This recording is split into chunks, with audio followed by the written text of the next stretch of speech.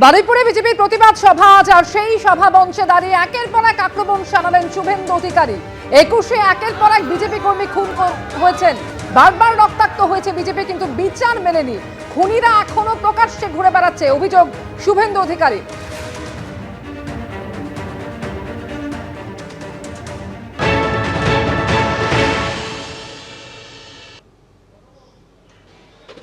এই জেলায় গণতন্ত্র বলে একটা শব্দ বাক্য নেই। এর প্রধান দায়ী হচ্ছে কে? আপনার আমার ট্যাক্সের পয়সা আমরা যারা বেতন দিই সেই পুলিশের আধিকারিকরা। কতগুলো চোর আইপিএস অফিসার, তারা মমতা ব্যানার্জি আর তার ভাইপোর ইশারাতে এই জেলাকে কার্যত একটা যৌতুক গৃহে পরিণত করেছে।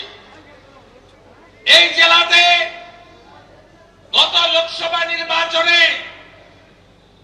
সমগ্র ডায়মন্ড হারবারে কোন হিন্দু লোককে ভোট দিতে দেওয়া হয়নি, যা খুশি করা হয়েছে। এদিকে ক্যানিং, ওদিকে গোসাবা, এদিকে মগরাহাট, ওদিকে মেকিয়া বুরুজ, ওদিকে ফলতা ডায়মন্ড হারবার। এমন কোন জায়গা নেই যে জায়গায় 24-এর লোকসভা নির্বাচনে ভোট লুট হয়নি।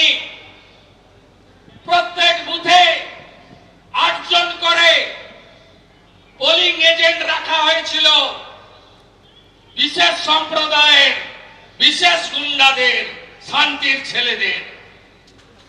নিউটনের থার্ড ল আছে, প্রত্যেক ক্রিয়ার সমান এবং বিপরীত ধর্মী প্রতিক্রিয়া আছে। পৃথিবীটা গোল, সব হিসাব হয়ে যাবে। আমার গাড়ি ভাঙলেন, দিল্লিতে তো আপনাদের সাংসদরা যায়, আমরা এগুলো করি না। আমি যদি দিল্লি প্রদেশ বিজেপি কে বলি এই ভিডিওগুলো দেখিয়ে পার্লামেন্ট অব্দি যেতে পারবেন তো? আমরা করি না, করবো না ভাই, মিডিয়া চিন্তা নেই। আরে আমরা তো সমুদ্র বিজেপি, আর তোমরা তো পচা এগো পুকুর। কালকে অমিত শাহজি বলেছে पार्लियामेंट में आयुष्मान भारत दिल्ली से तो चालू हो गया है, अभी बंगाल बाकी है। अगले साल बंगाल में भी हो जाएगा। কি করে হবে?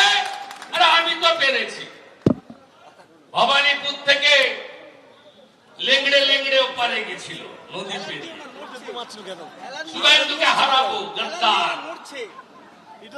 আরে পৃথিবীর সবচেয়ে বড় গদ্দারের নাম হলো মমতা ব্যানার্জি।